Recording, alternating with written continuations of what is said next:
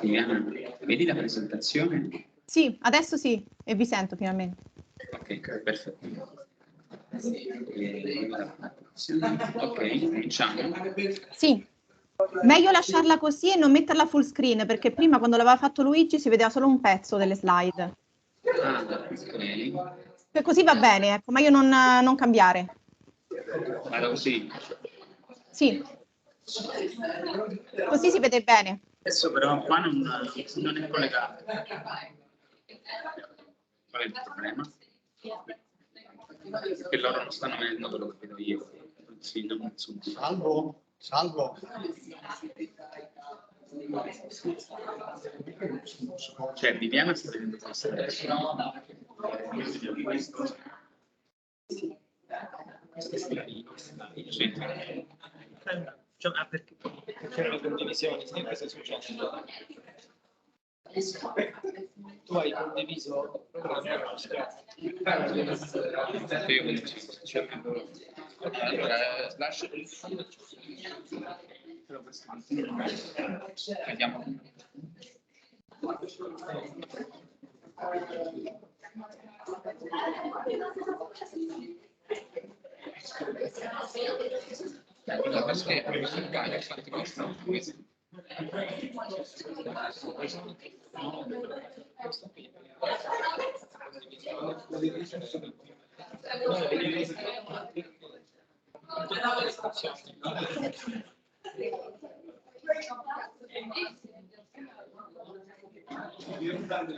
Yes.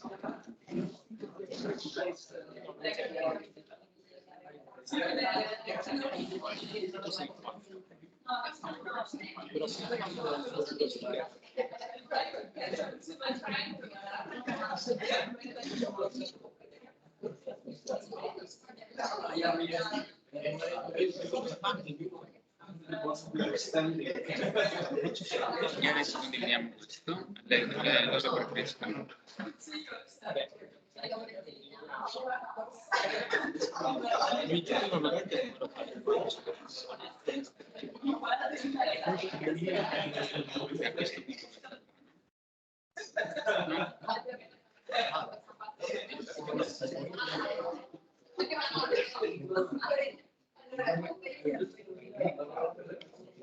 Adesso la terza.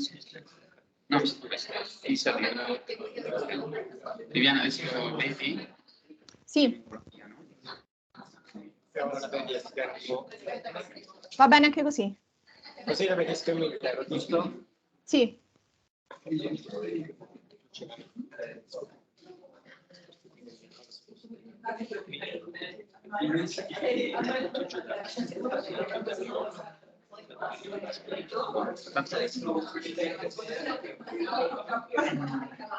Ok.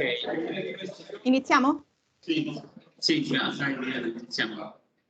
Okay, welcome back after the coffee break. So I want to introduce Giacomo because I have already done so earlier, in case hopefully you heard me now, the Giacomo's presentation, Giacomo's introduction. So I will give the floor directly to Giacomo. Thank you very much. Good afternoon to everybody.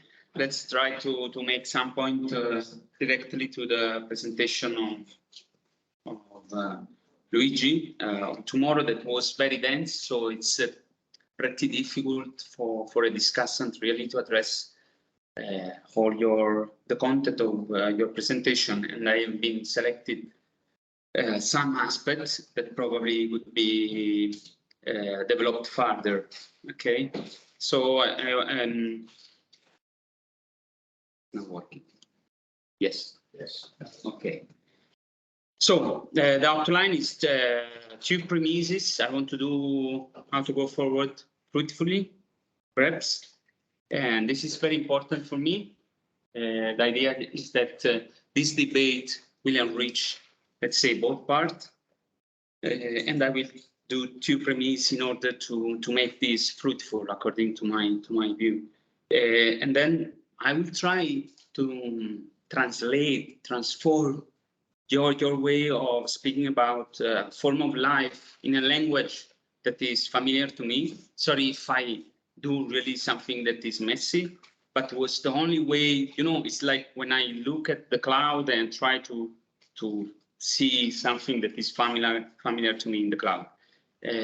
Because I was not very much familiar with the literature that you mobilize to discuss about for mobile life. So it's important at least to have a basic kind of understanding, right? But please tell me that I'm wrong and then try to explain how I can, let's say, understand better, no? What is form of life. So let's start. I start with a film that is very important to me. Of course, many of the Italian know this film. And I'm sorry for those that do not know, because I think it's about subject, it's about anthropology, it's about many things, this film. Even if you want to understand the difference between growth and degrowth, for example, you should look with, for example, a PhD thesis about Benigni, Roberto Benigni, that probably you know, that is a growth anthropological subject, okay? And then you look at Massimo Troisi, that is degrowth, okay? Anthropological subject. You can do like this thesis on, and it will be fantastic. And I will really appreciate to be your supervisor in case. Well, this is the title. I don't know if this is the correct translation in English. I didn't look at the official translation, but the title of the film was "We Have Nothing Left But Crying." Okay, it's fantastic. It's Massimo Troisi and Roberto Benigni crash with a car in a tree, and finally the day after they are in 1492. Okay, and they ended up in 1492, and this is one of the scenes that for me it's very important to understand. About what was discussed a little bit by Barbara Muraga this morning. And this is related to moralism, to degrowth as an ethical discourses that want to somehow convince on an ethical base simply the subject. So in this way, mobilizing the guilt, okay? And my point using this is that we are not mobilizing at all the guilt, okay? Please, this is not in any sense the core argument of degrowthers. Let's say now, just to understand better, I take for right the label that you are putting on me. Now I am the second generation of, well, I'm the second generation of degrowther, right? So in this sense, we are not mobilizing any kind of, how do you say, guilty in the transformation. And this is indeed, Massimo Troisi was strangely in this moment in 1492, and there was always this priest every morning when he opened the window saying, remember that you have to die every day. It was, what I can do with this? And finally, he ended up with a very simple response to this kind of moralism, saying, okay, don't worry, I'm going to write it down. And goes on, because he falls in love with the woman and then stays there. He wants to stay there, contrary to Benigni. They want to change the world. But Troisi finally decided to stay there in the 15th century, okay? And writing down that he's going to die. So the second premise, again, sorry if I'm too much Napolitan. I know that many people in the room will find this a little bit annoying, no? This way of mobilizing, the culture that you embody.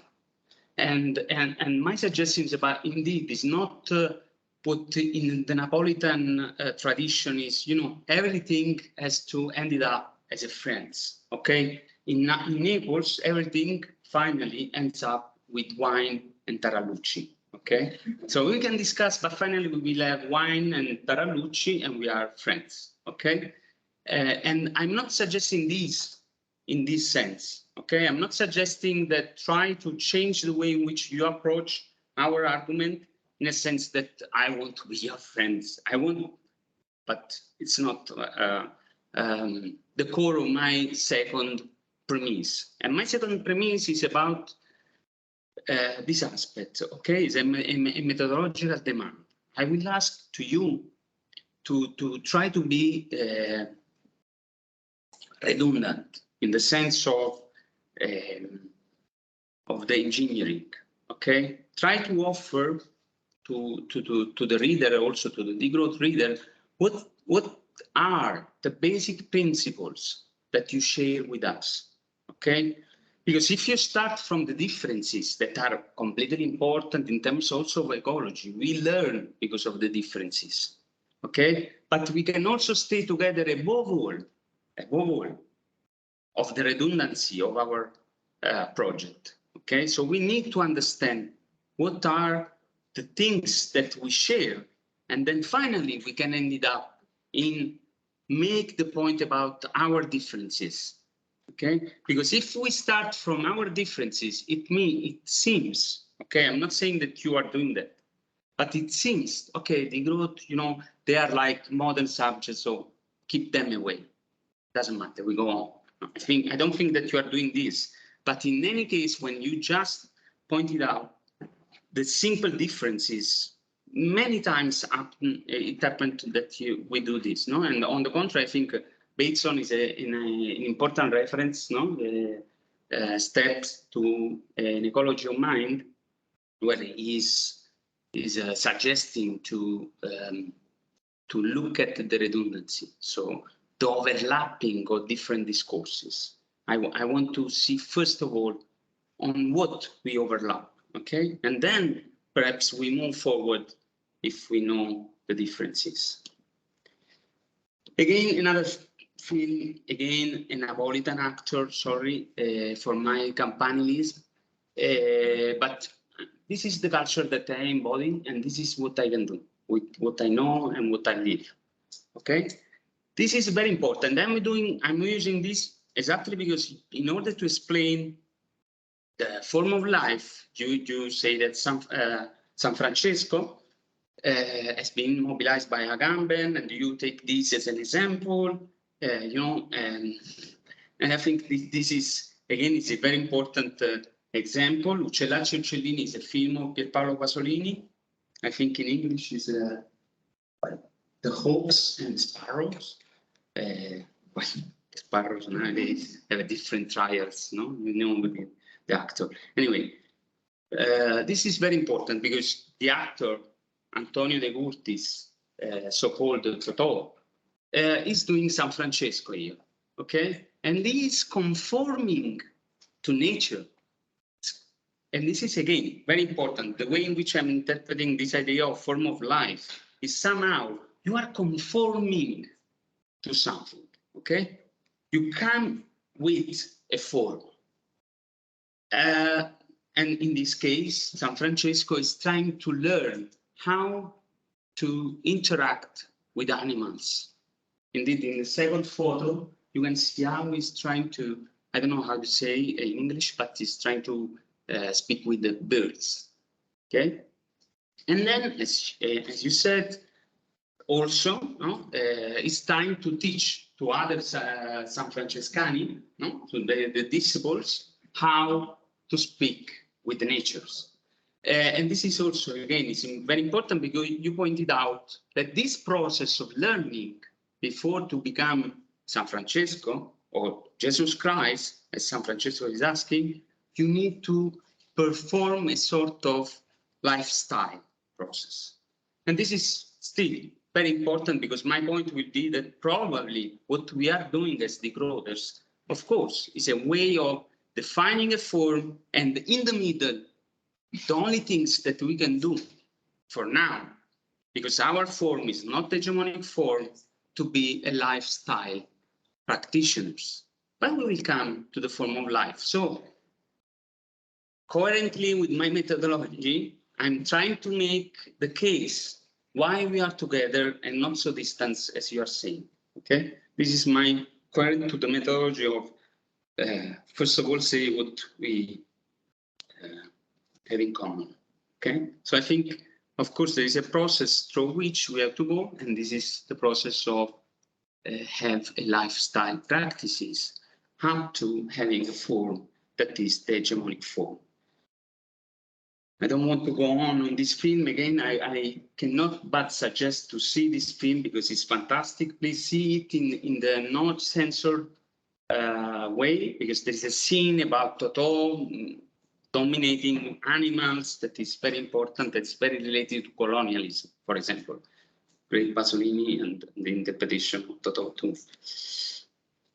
Now, coming to the form and to the fact that still we don't have a form that is hegemonic, no? So I'm trying as a Gramscian, making sense of the form of life. That again, I was saying I'm not so familiar with this kind of scholarship, but I was trying to make sense. I hope that the first example of relating to Uccella Cecciolini was a first step, no? So common senses for Gramscian will be, common senses are the shared frames through which subject makes sense of their word. So you can understand why I use Napolitan director, and this is my words, okay? This is my word, basically. And so this is how I make sense of things that are around me. And I think perhaps the common sense as the analytical concept, part of the analytical conceptual tool of Gramsci, can be something related to the clinamen or the taste or the inclination. Okay, so I think that in this sense also I understood that the process of not being a natural characteristics, but being something that you embody is related to the idea of common sense. So for me, clinamen are common sense. Yes. But the important things then I would suggest in relation with what Gramsci was saying, that we don't have one clinamen. We don't have one taste. We have several common senses. We have several tastes that sometimes are also in contradiction to each other. And this is very important because this contradiction is the way in which then hegemony and counter-hegemony works. Indeed, no? And always trying to translate part of your analytical system to my sort of understanding is that hegemony is a particular form. No? Modern subject is the life conforming to liberal capitalism. Okay? And this is very important. Hegemony can be different, can take different form, can take a secular form, or can take a religious form.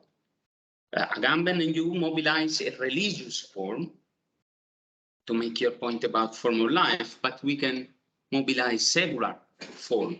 Capitalism, the monster, of course, can be specific. In this sense, hegemony is a particular articulation and prioritize some common senses, so some tastes, to detriment of others. And as you are in a world in which your form is not hegemonic, of course, you can just practice something that is a lifestyle, but it doesn't mean that your final objective is lifestyle. Our final objective, well, I will be pretty clear, no, is to be hegemonic. So I want to create a form in which my lifestyle practices will be the forms of life that is around us. But still, I'm sorry, let's say that we will organize in this day more active revolution, but we are not still hegemonic, so there is still a problem with the way in which our forms of life can be interpreted. Now I'm speaking of the Grotters because you are addressing the Grotters somehow. In this sense, no, again, we are trying to be counter-hegemonic. We are trying to construct a new form, and we are trying to reorder different common senses. And so we are trying to point it out different tendency, different tastes that perhaps can give really a change in the process in which our society works, not just our economy. And now I ended up with another Napolitan, well, in the same region, example. And this is an example of a friend of mine living in Cilento. Okay, Cilento means Cairo. It's a wonderful place. You can see from the photo. It's tremendously nice. Well, there is a day, there was a day on a boat. It's true. It's a true discussion that happened. You know, there was a very good entrepreneur, very good, very successful entrepreneur on the boat together with my friend that basically he rents boat to go over this coast that is a natural protected area. Okay, and this is a very successful entrepreneurs from the north was saying, well, I see you always sitting down on the coast, looking at the sea, not doing the proper things for your business. Why you are not increasing as I do with my business? You know, my friend was saying, okay, but why you increase your business? Say, no, so I have more money, I can do better, I can improve my productivity, and so I can do more money. And then finally, yeah, okay, finally, what you want to do with this effectiveness, with this productivity? Say, you know, finally, I want to come here and stay on this coast and swim. Say, well, this is what I'm doing. Basically, why I need to, you know, I think here we have a different way of staying in this world. And we can come back again to Massimo Troisi and Benigni, that is a tragedy nowadays because Massimo Troisi died. So it's completely out of, you know, any appreciation for the future of our world. Because he was taken on the heart thanks to Massimo Troisi discussion. But this is the point. I mean, degrowthers are there. This is the inclination. This is the taste. This is the form. Of course, my friend is suffering, no? Another form, suffering the form of the business of capitalism, in which new boats will come there, new business will come there, probably as my region is with also associated with, you know, criminal organization, new criminal organization will come with more capital, with more boat, and will change and will win against this different inclination. But I think, you know, this is the inclination that the growthers are trying to mobilize, you know, and no, stay grounded somehow, grounded where you are, appreciating what you are and why you are so, and you are not different, right? So in this sense, again, and I find in the hand here, I really suggest, with, you know, the most scientific possibility that I have is that we should first of all clarify our redundancy. What are these clean? What are these tastes that we agree? Because these are our principles. Then we will see after the differences, okay? And this is, you know, otherwise we risk to throw the baby out of the bath water. Thank you. I just want now really pills of what I think of some other aspect. Really pills. Well, for me, limit exists a matter for environmental justice, not for survival. I don't really buy any survivalist kind of accounting. So in your graph, please change, because otherwise I will not locate in, I cannot locate myself, because in the first part you have survival, right? Survival's narrative are the worst things. I think probably you agree on that. But the point is that the limits exist, but I'm not sure that they have an ontological substantiation, and this is probably what we should discuss. Limits exist, and indeed, this is why I think, for example, the operationalization of the growth interpretation of the existing of limits is cost shifting. Now, I'm not going to speak about cost shifting here. It's my presentation in the conference of SL. But this is the point. I mean, cost shifting is the aspect of environmental justice, okay, social environmental justice. And how you take a deal with cost shifting then will make the difference within the capitalist subject or a growth subject and a degrowth subject. I really disagree on the critique of the subject, because indeed the second generation, let's say, compared to the first, in which now I have to put also Serge Latouche, our first critic was exactly the critics that you are moving towards us. So the fact that they were mobilizing the modern subject, a subject that is hyper aware of what is going on. And in this staying in the world as a modern subject can even select a restrained, self-punished kind of subjectivity. But on the contrary, I think then we can discuss if it's right or wrong. In the line of Onofre Romano, we are trying to using Bataille, but not being Bataille, because Bataille is very problematic on violence, on many things, and we can discuss that. But we were shifting exactly from the individual subject that for us and for me doesn't really make sense. You know, I'm not foundational. I'm Massimo Troisi, making fun of himself every day.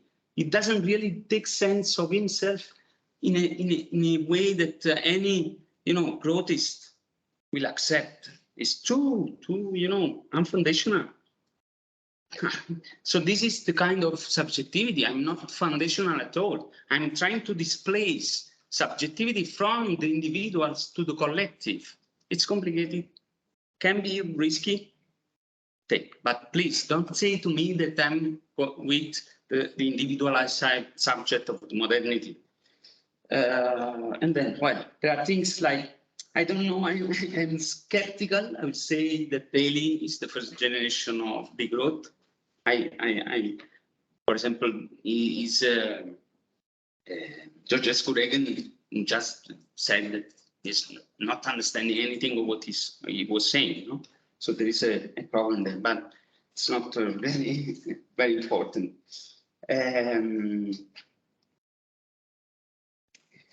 Interestingly, we should discuss, because finally, and this again, my point about redundancy, when you list the kind of activities that are interesting and worth to investigate are the same that I list.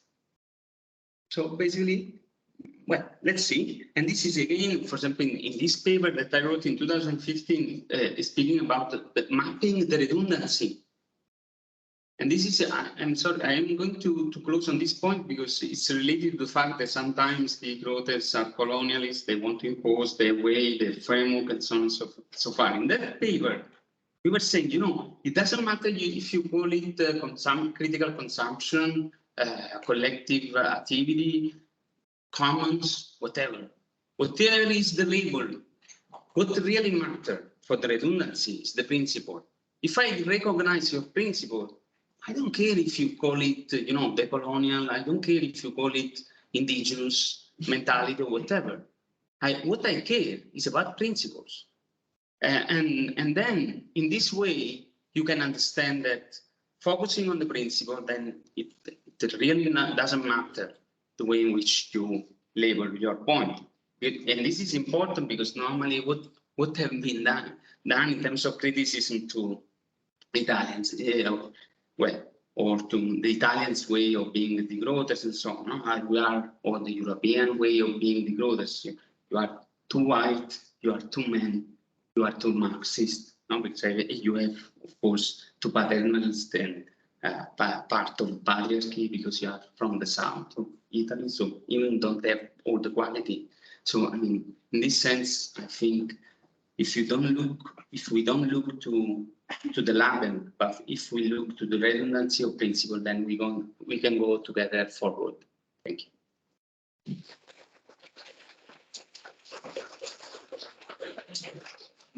Thank you very much, Giacomo. So these were two very dense, and elaborated comments. So thanks a lot. There is a lot of ground for discussion, I think, on the topic of limits and the resurgence of limits, which we talked about. I also had a few points, but given the time limits, I'm not sure whether I should probably move my comments to later and probably open the discussion. What do you think? What the others think? Yeah, maybe I would first, shall we proceed in this way? The first Luigi answered the comments and then we open the discussion. But probably given time, can be better to collect other questions. What do you think? Yeah. Rather than me reacting. Okay, so we speed up a little bit. So we have time for your own discussion that we want to have at the end. Yes. Do I have time to say just two things before, or what would you like to, or shall I talk later? We collect a little bit, maybe. Okay, and then I add later. Okay, that's fine. Okay, just in the interest of making things easier, as Viviana is there. Are there any questions from? Please. So yeah, please. Here.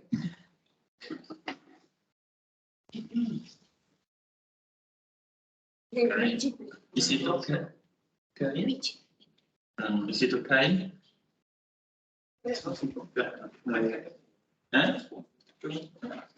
So, okay.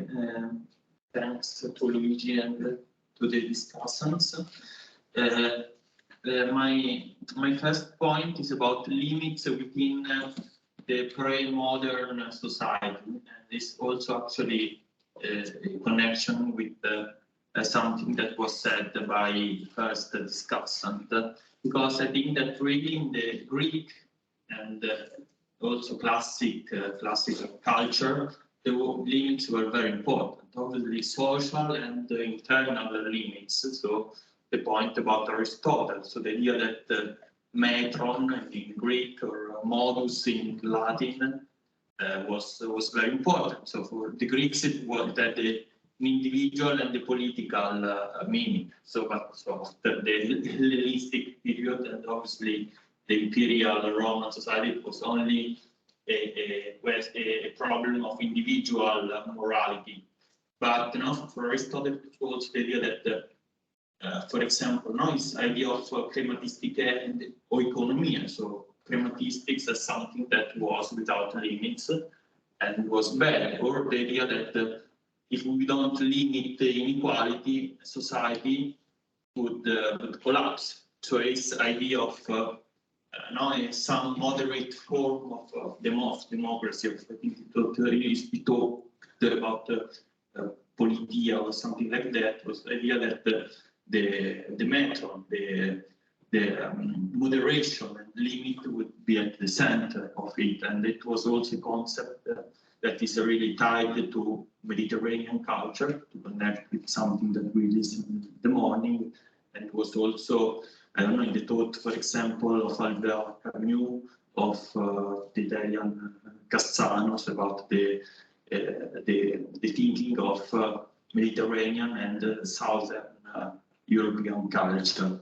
So this is the first point, and the second and last point is about the monastic form of life as an example of some kind like of prefigurative policy. So I think that that for example McIntyre said that we need some kind of new monastic forms of life. But I think that this is correct only if we think that we are really facing some kind of new dark age. So in this case, it would be okay to maybe to live in some kind, I don't know, small villages, small closed communities. But but if we don't think that this is what we are doing, or at least we would like to have something else. The problem with these forms of life is that they are inherently constrained, and so they are not really able to generalize themselves. So this is the case of the monastic forms of life, and also of other, I think sometimes of prefigurative politics, because they are not really configurative in the sense that they work only with people that are already really convinced of this ideology. So it's not something that can be easily generalized. And so, or they don't generalize, or they become co-opted. So, and they assume so the characters of what they would like to criticize. So, for example, we can see the history of cooperatives in Italy that nowadays are really similar to capitalistic enterprises, for example. So they are, or they just remain stuck in themselves, or they adopt the characters of the outside world. So this is my point. I think that this is not enough. They must. We have to find a way to generalize them with some experiences, but this means that the overall society should change.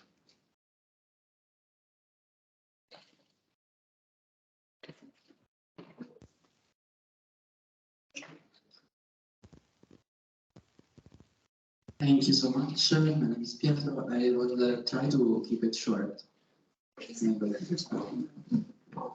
yes, please.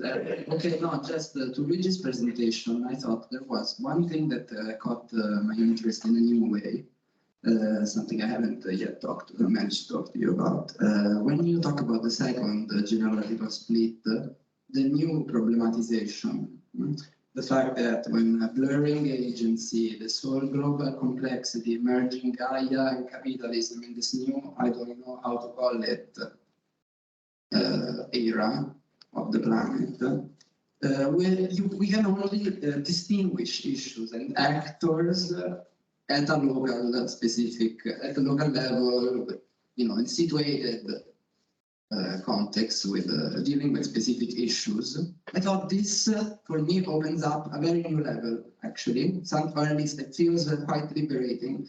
I wonder in a way whether it produces a kind of situationism that seems also very dangerous in some way. On the other hand, it's kind of relieving because after this whole globalization, neoliberal erosion of differences, planetary urbanization, the fact that whatever, all this imperial mode of living, well, sorry, I don't want to start throwing everything in, but it seems to reopen a new moment where we start to redifferentiate situated perspectives a bit in the, and I was wondering whether you think I'm on the right track with this, and well, there is much more, but I'll just leave it there.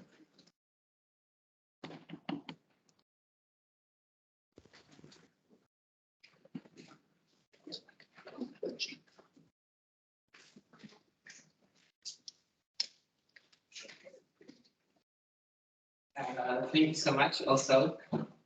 The first comment regards the imperial mode of living, because there you, I think, within the table you put it into the lifestyle politics, or that's the way you talked about it. And from my understanding or reading of Ulrich Brandt, I understood it as actually something else, not as lifestyle politics, but kind of how the hegemony and common sense is perpetuated through everyday practice, and how we need to change the structure of the economy as well. So we would change the everyday practices. So to me, it didn't, or the imperial mode of living is maybe an opposite of lifestyle politics, but having this nuance that we're not gonna destroy the hegemony discursively, but we do need practices on the ground. So I was wondering whether you could elaborate on why you put it, where you put it, or the way you theorized it.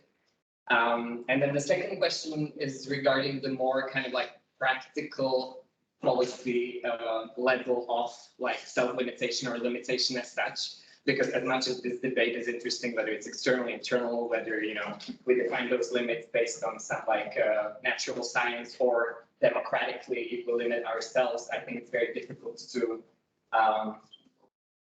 actually have this more specific policy proposals, specifically for I know about maximum income, minimum income, maybe limiting flights, but then when it comes to, for example, material use and the cap that is often talked about, I've never seen any more specific like how would it actually work? You know, like limiting ourselves in a global economy in terms of how much material we use, considering how, you know, it's all very global and we probably don't want to rely on some like global governance in this regard. Like it would very help me in this debate about self-limitation to bring in more specific examples of political, like how could this be done from like either of you.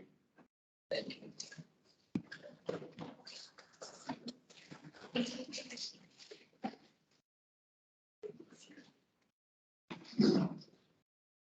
Are there any other questions?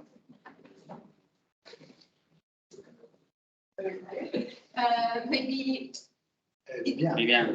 Oh, yes, sorry. Viviana? We can't hear you. Microphone. Sorry, can you hear me now? I had muted myself previously. Okay, thanks a lot. Well, just a few comments and questions on on Luigi's presentation.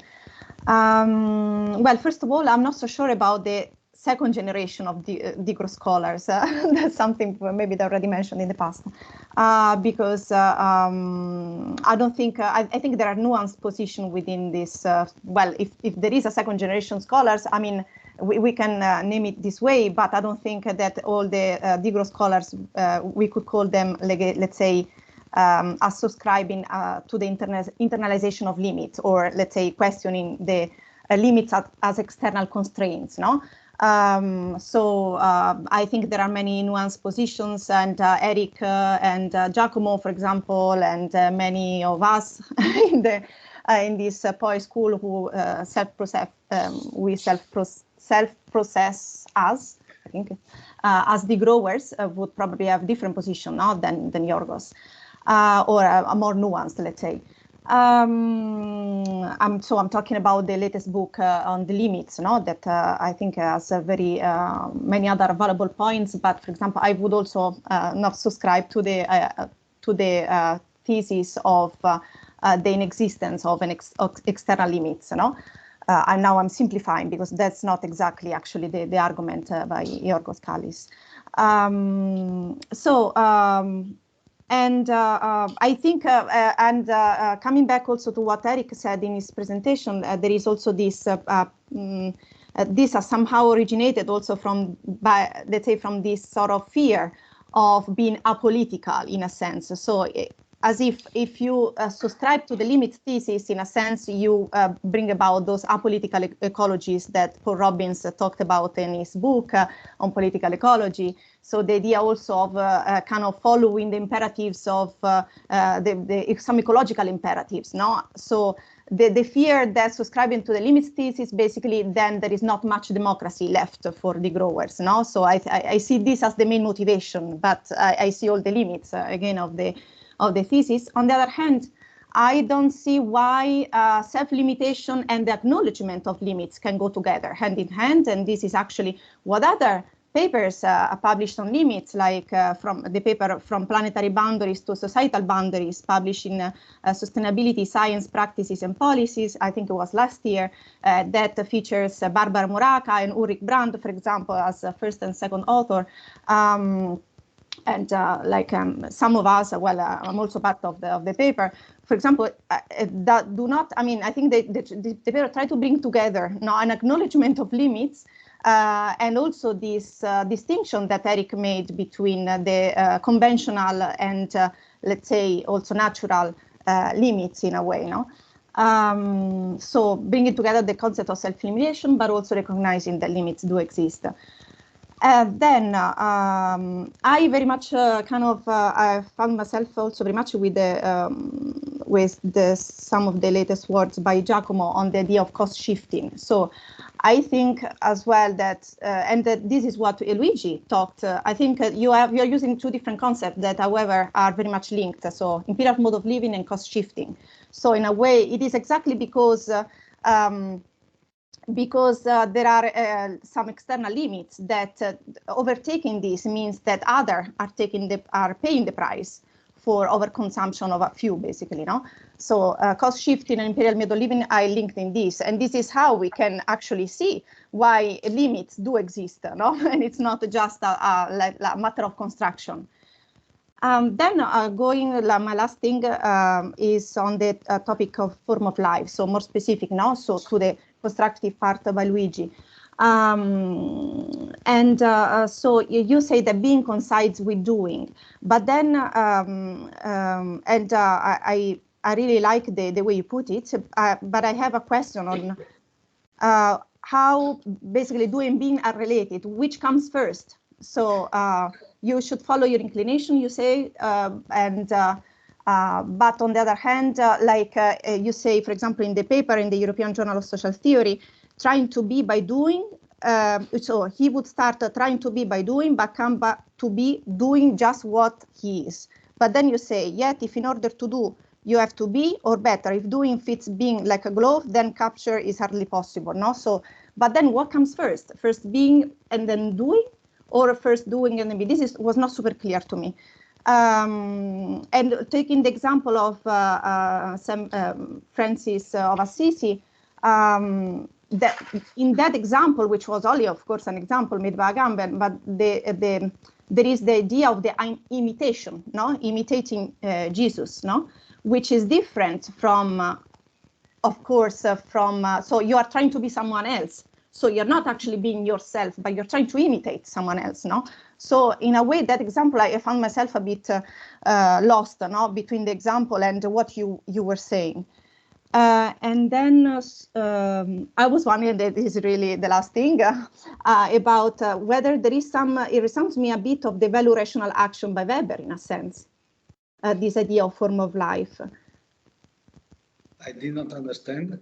It resounds me a bit of the idea of value rational action by Max Weber. So how does it differ from that concept? And also, how can we articulate into a collective form? No? Because now, because you talk about a very individualized, no? Something like really centered on the subject, no? So not in the sense of like trying to change our anthropological subject, but how can we make it into a form of collective action? No?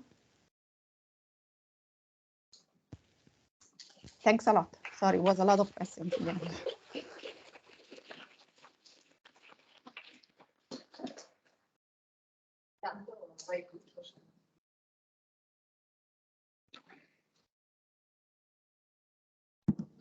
Okay, thank you very much. Of course, I'm really grateful to commentaries and also the questions. You may have understood for sure that this is pretty much a work in progress, so it's not anything that I can claim I'm totally sure of or have come to any sort of conclusion. I try to recap the basic goal that I was trying to achieve in this kind of theoretical reconstruction. Of course, first of all, is in any attempt of this type, one stretches the concept. So one that cannot do justice to the specificities and the details of the different positions, because you make a sort of ideal types of different position. Of course, one cannot recognize oneself precisely in that position. So this is the weakness of any type of approach that tries to make sense of a complex evolution of problematic. Of course, I agree with Eric that there are many layers or many perspectives from which this you make a tripartite distinction and make a fourth type, and because I make an argument about this emergent problematization that to some extent makes a difference compared to earlier account. But I agree that there can be different layers, so you can see it out lengths of realism, constructionism, or techno-optimism, skepticism, ecocentrism, or anthropocentric. So one can analyze in many different ways, but the basic question is whether we are still within the problematization that in my reconstruction joins together the different phases of the crisis and the response to the crisis up to a certain point, or we are entering into a different historical period, because this affects the possibility of resistance, as Barbara said this morning, the possibilities of reply, and the extent to which these replies can be enrolled in the case against which one is fighting. So this was my question. And so making this very sharp case made them led the impression that I make a very big criticism, or I try to make a sharp distinction between my position and the degrowth position, but this is actually absolutely not the case. So I'm very close to the basic aim and understanding of degrowth. And precisely for this reason, I would like to find a way to understand the degrowth, or whatever we may call by degrowth, in such a way that it can be really effective. So my goal is to try to understand the way in which it is really possible to construct a new hegemony, as you say, that can be really make some real relevance against the ruling order. So I'm absolutely not making a, of course, when you try to cut a little bit the criticism, it can look sharper, but the sharpness of the criticism is just to find what one believes at least can be a key point to which pay attention, to which try to elaborate, as long as one believes that this point can make a major difference.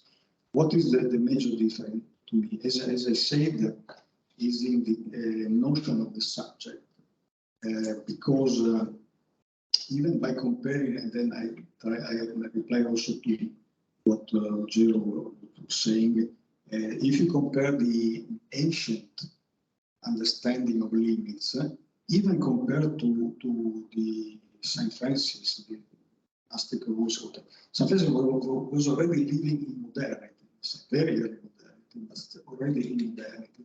And the ancient notion of individuality is so different that Foucault, this is my construction, out of a sort of desperation, in the last phase of his life, as we know, he turned to ancient thought.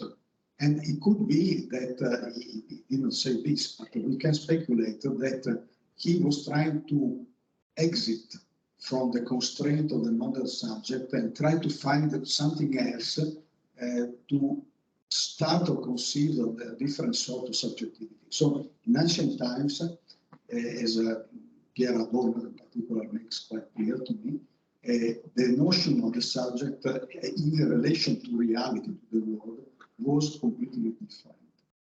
It was not a subjectivity as a center of the universe, so to say. And my impression is that we either make an effort similar to Foucault's, the last Foucault, or we run into problems as regards the effectiveness of our efforts.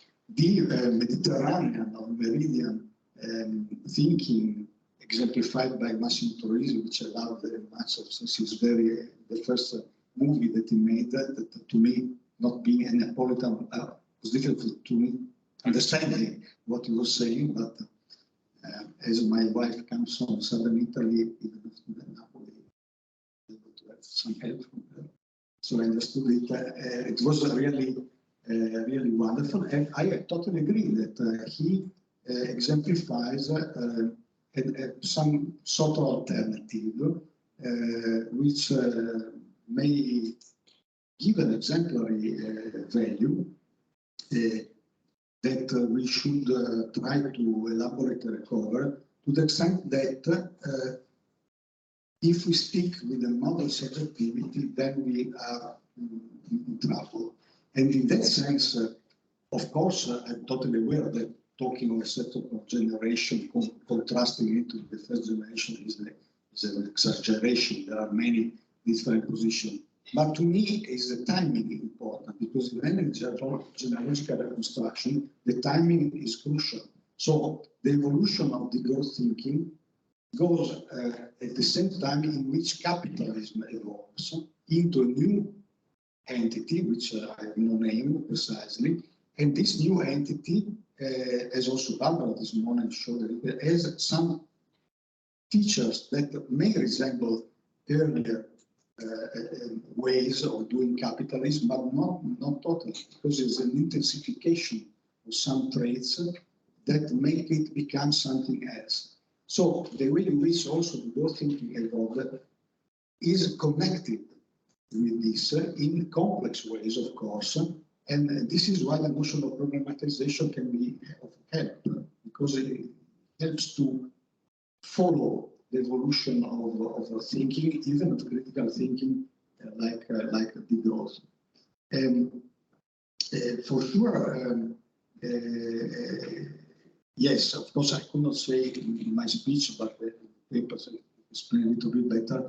I'm not saying that you just wake up in the morning and say, okay, now I become another person. Of course, you have to try to imitate, to take exemplary, and so to take a lifestyle first. But the problem is that at which point you find yourself as you have become someone else.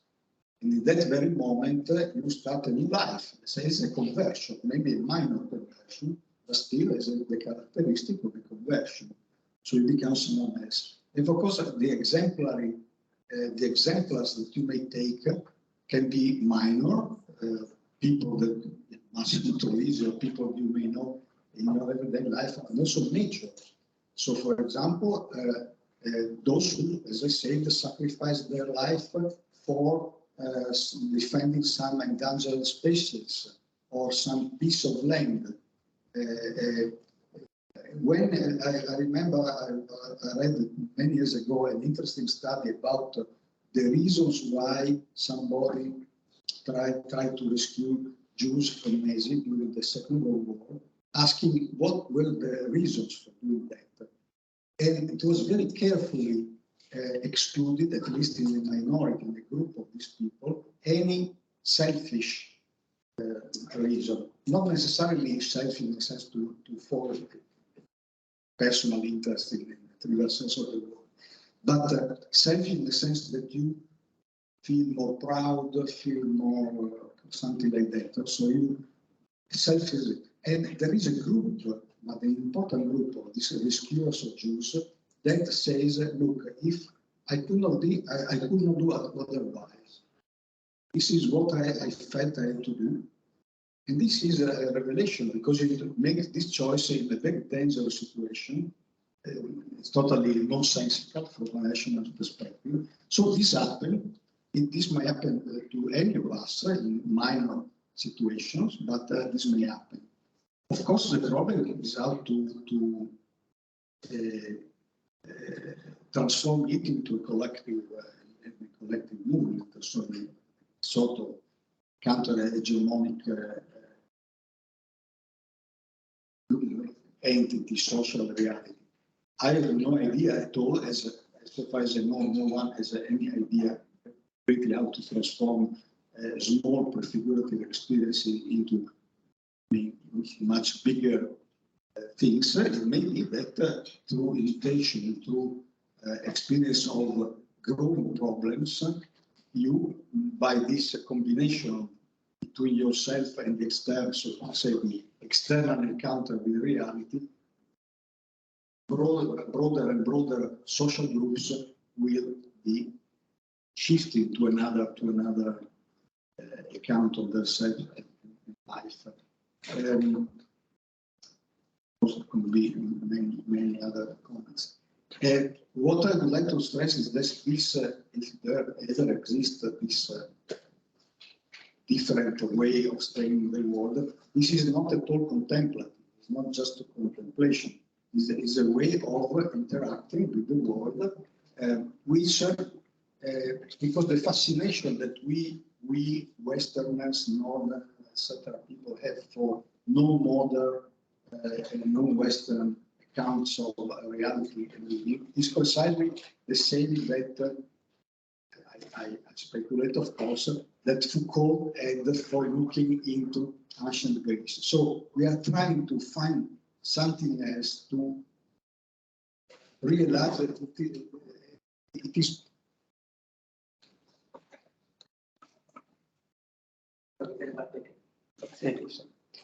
Okay, I speak here.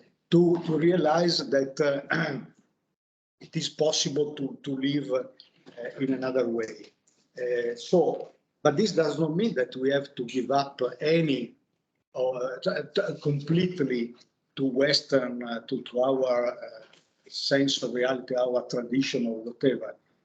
Also because it would be impossible, and all the attempts that we make to borrow this non-Western notion very often end up in betraying the real meaning of Pachamama, of Buen Vivir, all of this. That is a betrayal because we reinterpret inevitably in Western ways this notion. So it's not this way. There are many ways.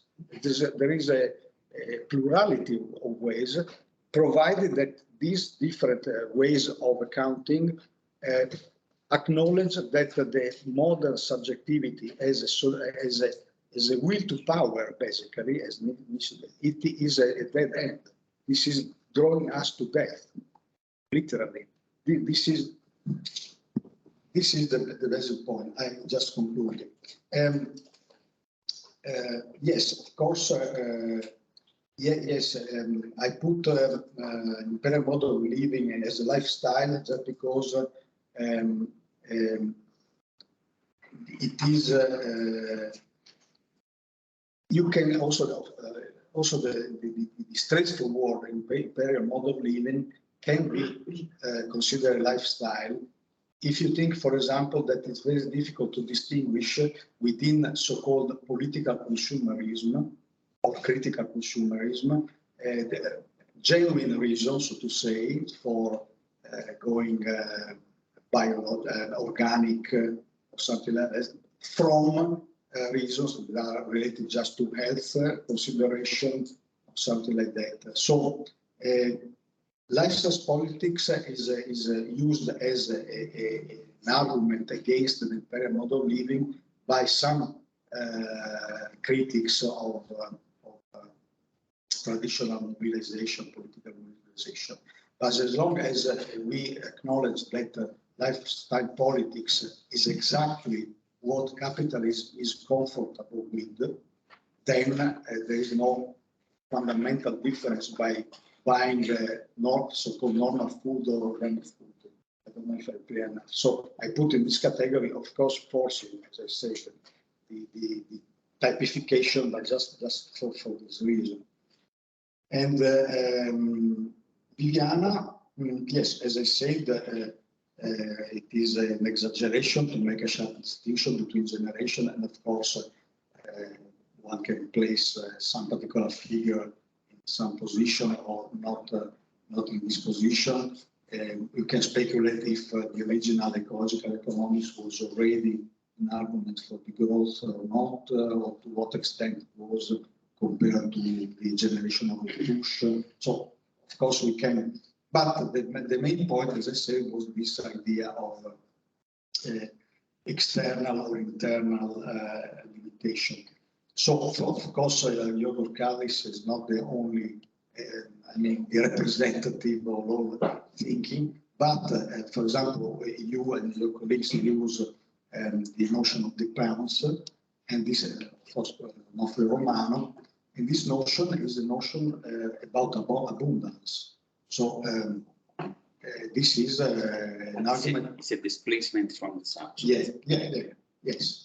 So it needs a further elaboration. I'm not saying that it is not. It can be really important, but it opens the way to different interpretations, some of which are not necessarily what you aim at.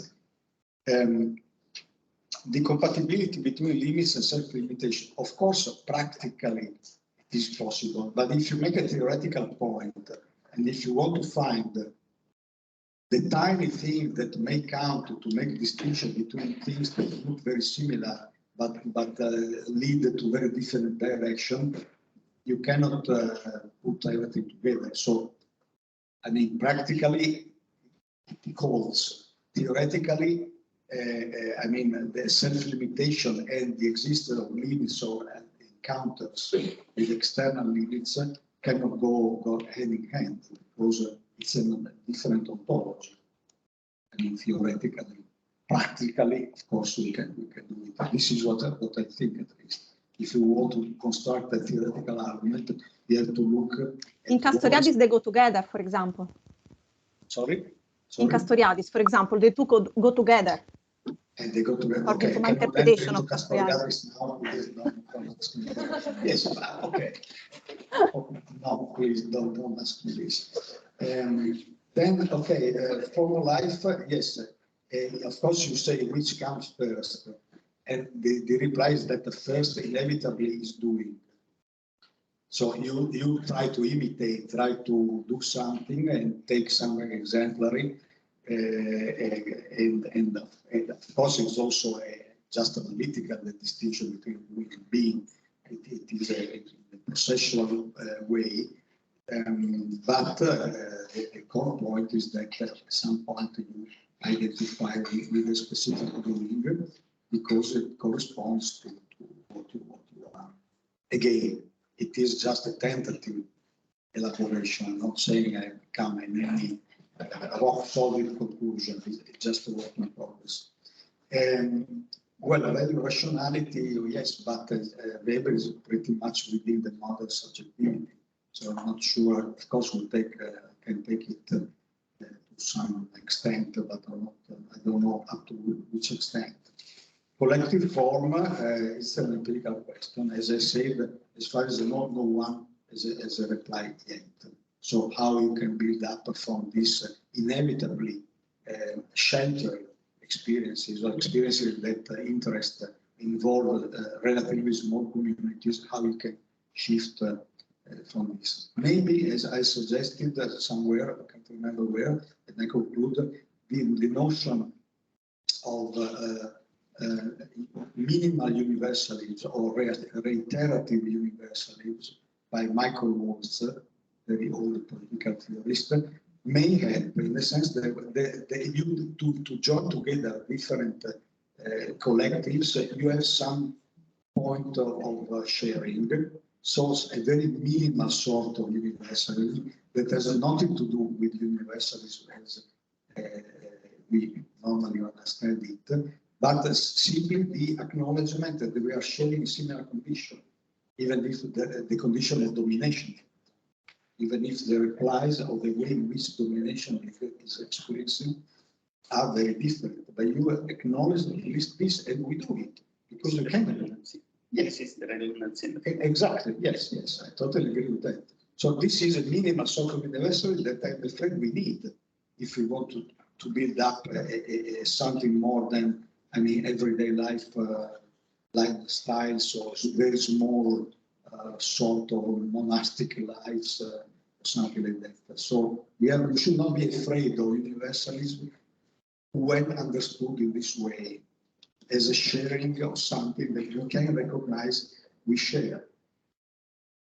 I don't know, it's a very old idea by this political philosopher that I like at least as a reference point. I stop here, sorry if I have been too. Thanks a lot. Thanks again for any comment. Can I make a point?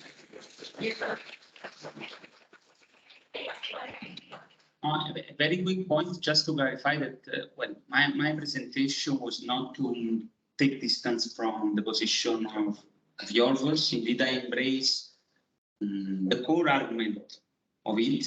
So it's not that I was trying to distance, but to specify the way in which we interpret. And then I want to give you an example. One that is at the beginning of the book of Yorgos is referring to The Pianist, another film that I really suggest to see, where the guy playing the piano is saying, luckily enough, the number of, the buttons that I have on the piano are limited.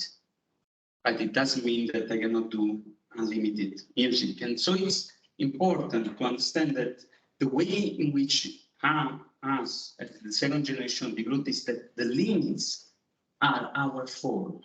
Okay? We are predicating on the aspect that the limits exist, but not the focus are so important. Another example is one of the film of, again, Massimo Troisi in a title that is fantastic, and is called The Path Towards God Are Finite. And he's giving a very important example that also helped me as a researcher, probably will help also you. In one point in the film, he's saying, there are millions of people writing, and I'm alone reading. This is why I stopped to read. Yes, thank you for this clarification. Yeah. May I? Yes. No, I can't hear. No, I just say that in my opinion, the example of the piano brings water to my argument. That's not because the piano is physically. Exactly, but that's the point. We are assuming that it exists the limits. We are not assuming that it doesn't exist. Okay. That's the main point. If you start with that example, it's because you assume that. So I was thinking, Luigi, make a couple of questions and a comment on the issue of form of life, because I realized I was not touching on one in my presentation. And I was reading Giacomo and I come from Norway by trade, so I was reading your papers and discussing them and trying to make sense out of them. But I struggled a lot in trying to understand what is the ultimate difference between lifestyle and form of life. I think I start getting it. And the way I interpret it is you see lifestyle as more like you do not renounce that it's still the modern subject. So with this sovereignty of choices and so on, and I kind of struggle not to make the choices that maybe is the one which you really would like to do. I really would like to take a plane, well, I don't do it because of this. I would like that stick, but I would take the vegan one because my carbon emissions. So it's in a sort of constant struggle, because it's still that subject. And the way I'm understanding the form of life is when you have renounced to that kind of choice sovereignty of the modern subject, and it becomes a more, if I may say, automized way of doing it. You're not stopping any longer between your different choices and minds. I find this very interesting and very worth exploring. I also have some concerns about it. One is because the way I see it in this kind of interregnum we're now, see that modernity, we keep in the modern way of life, we're destroying ecological life support systems and so on. On the other hand, people interested in issues of justice acknowledge there is an emancipatory core in the modern movement that maybe we don't want to renounce to. So is there a risk if we move into these modes of forms of living that we're giving up that emancipatory core that may have gone ecologically wrong eventually, but that was part of the impulse of modernity.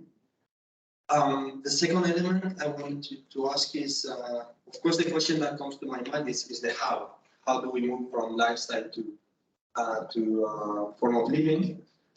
And I wonder if and this is an entirely open question, do you need to make that move?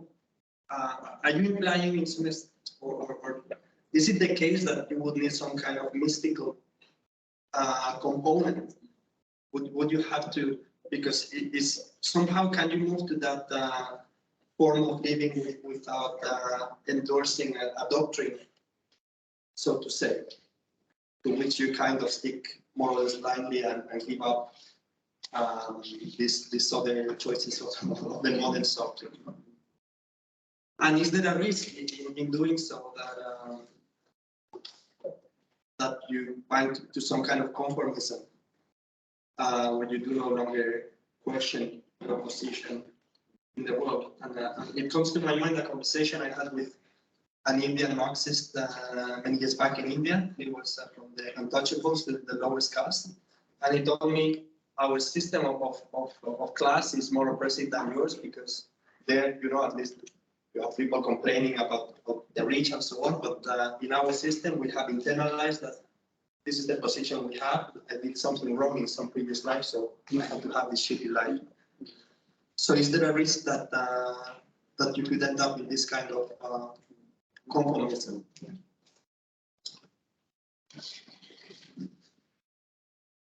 Well, thank you very much. I'm not going to elaborate on this because you are fed up, I'm sure.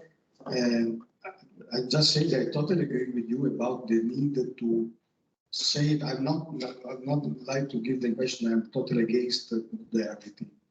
The problem is to sort out which part, which elements of modernity we want to keep and which ones we want to abandon. So the issue about emancipation, this emancipatory trust, of course, we want to save it against the distortions of modernity, but we should find a way to reinterpret it in some new way that no one knows exactly which way it is, but it should be reinterpreted. So I totally agree that there is a risk of throwing away something that we really want to save, and it is something that the Western culture has given, if I may say so, as a gift to the entire world. So it's not only that the Western are only to be blamed or as something to be reproached completely. No, I'm not totally this type of scholar that makes a case against the Western culture and Western modernity entirely. Absolutely not. So I totally agree with you. And about conformism, yes, this is a risk, and again, it's a matter of going over a fine line, which is still to be elaborated almost completely. Okay. Thank you very much.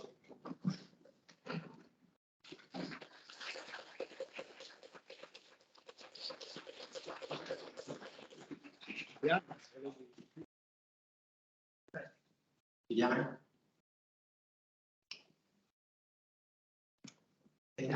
Okay, thanks a lot. I think I cannot see I don't see any raised hands here. Ah, sorry, I wanted to clap, not to raise my hand, so there has been a mistake. That's why. Sorry about that. So I'm not sure whether there are any other raised hands it doesn't seem the case. Because someone in the chat, in our POE chat, is telling me that if there are no other questions from the audience, then another topic to be debated today is the future of the summer school. Okay, now we close this and we open another. If you like. Another summer school. Okay. Thank you. So it's up to me. Sorry. 30 seconds, because if you want, you have got other to do. So we couldn't take 30 minutes to debate about the schools, to hear some of your opinion. And first, I have to say thank you for these days. Thank you for all of you on the work, and also because it was not so simple to start for us. Italian case is a particular case, and in the last 2 years, this is the first summer school presence, and also it's the first time we try to verify materially if we are able to create a free space of confrontation about political ecology, and the space in which we could also use categories that generally usually in the Italian academy, some of the Western academy are difficult to manage. So thank you also from all the components of the POE. We are still in process. And so it's two technical information, and then if someone will want to talk with you The first is that you, I think about in 2 weeks, more or less, you will find your certificate of attendance directly online using your access on the site of the university itself. And the second is that we will send you, I think, a link. It has a couple of days for we guess that you in an anonymous form to reply to some question about your experience here. Thanks. Okay.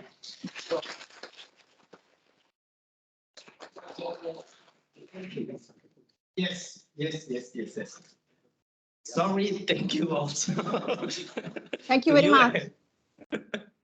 Not only to you, yeah, also for yes, all the participants and the participant line. I think that it was really more difficult than the other years to follow us and to try to feel with us. Okay. Maybe we could yeah, with that microphone, maybe it's simple. Actually, I just have a technical question. It's not relevant at all. Viviana, could you hear? Or no? No. Okay. But it's really only relevant for the participants. It's okay. No, I was just wondering, did we have to sign the sheet every day? Because I, for example, didn't. And if you need that for the certificate, maybe you could like lay out the sheets again. Okay. And I mean, it's extremely relevant for anyone else. We kept track of you in any case. Don't. That's right.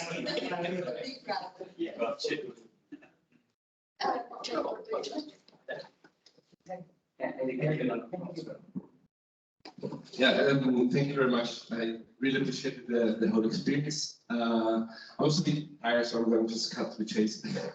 Anyway, no, I really loved it and I learned a lot.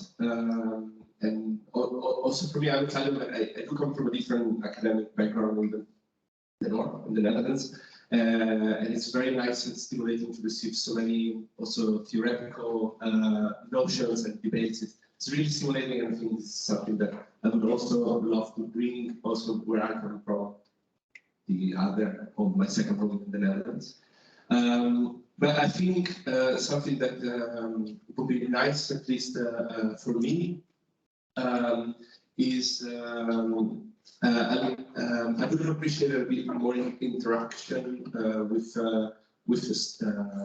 us, because sometimes it felt like yeah, to me it felt like I would have liked maybe to discuss a bit more my work or my wannabe work and also my ideas, but I'm very maybe this is a bit naive from my side, but it was a bit difficult sometimes to penetrate the thickness of the theoretical debate.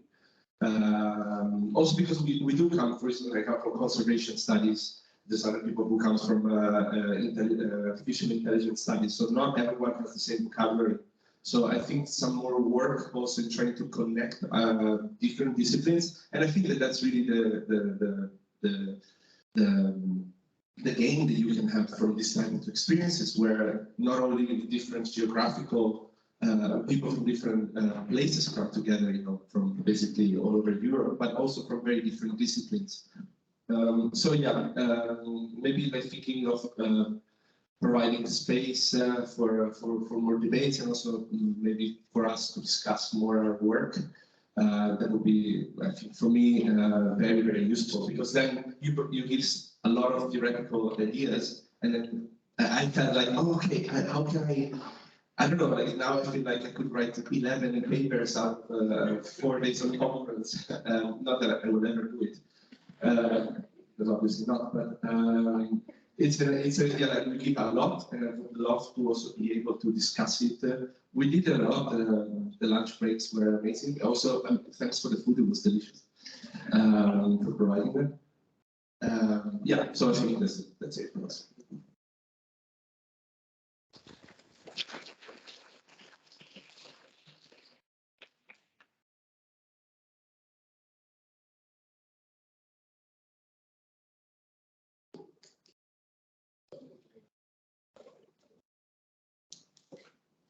Then if I can just have a, okay, just a small technical question. I wasn't sure, maybe I should have asked 4 days ago, but about the presentations and whether they're going to be uploaded somewhere, like all of them, so we wouldn't have to rely only on the notes, but then actually could have access to all of it. Like that would be sweet. And then maybe what you touched upon. Just to add on, I really agree with most of the things you said. For me, I didn't necessarily come here to like discuss my work, but I do think, or from that one experience when we were presenting our sessions, and then we talked, like, had this discussion more generally, which was for me like the only official organized space when we were discussing the ideas around, like, among ourselves, what we think about it. Then usually the discussion was like us. Then I don't want to say versus, but yeah, like the speakers rather than having the debate. So maybe even just like some kind of reflection in the evening for 15 minutes within smaller groups. Like, okay, what are your takeaways from the day? Just to really kind of take it in more, because I think through reflection and also hearing other people speak in human, non-academic language, I think we could really yeah, first of all, learn how to talk about these things in an accessible way, but also learn from the learnings of others. So that's just a small thing that maybe wouldn't take that much time, but could add on to the experience and like the participatory nature of it all. More pop culture. Yes.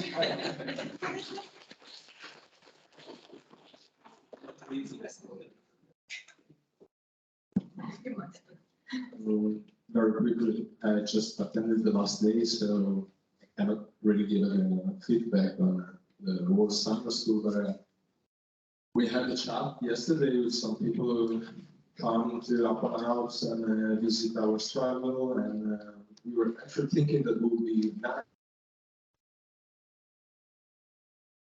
experience, and even, starting to think a little bit more about what's the relation between research and activism, and how can we feed this relation in a good way that could be useful both for researchers and activists.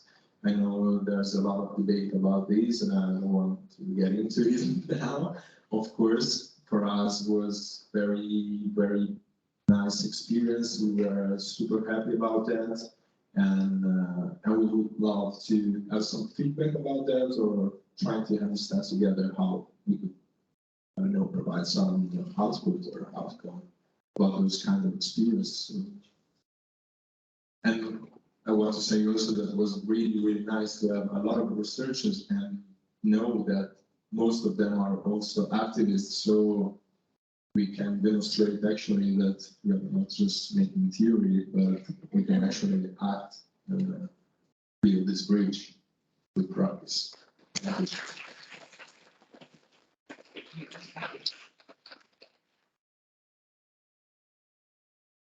Just to directly respond to you, maybe would it be possible to send out 2 questionnaires when we send out the one with the feedback for the summer school? Basically, have a twin one for the trip, so that they would get the feedback. Because I'm not sure which tool you're using, but if you're using like, okay, you already figured that out. I Okay. think it's up to the POE organization. Okay, well, then I give it to you. What we were saying in the discussion post yesterday's visit is that eventually the Atalanta Collective will have a moment of feedback within their group about the day of yesterday. And we sort of, there was quite a consensual thing about them suggesting a format for the feedback that is not meant to, overload those who have already done so much work organizing the summer school and handling that. And then I think either through Salvo or through the chat or the mailing list, we can just circulate that and then feed it back of each of us participants on a voluntary basis. It won't be a mandatory thing either.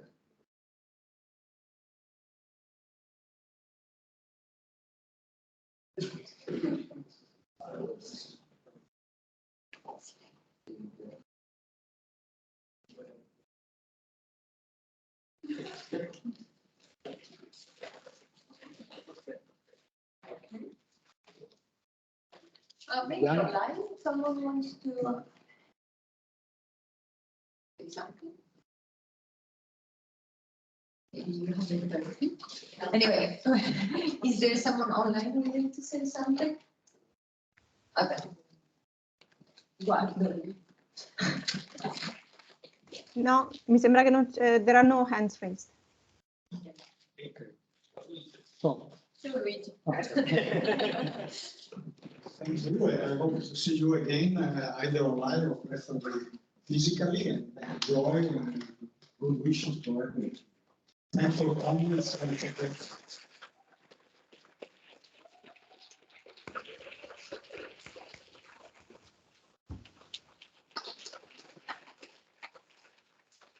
Ciao, grazie.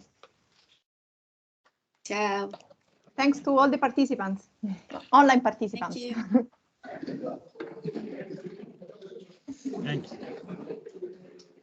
Bye bye.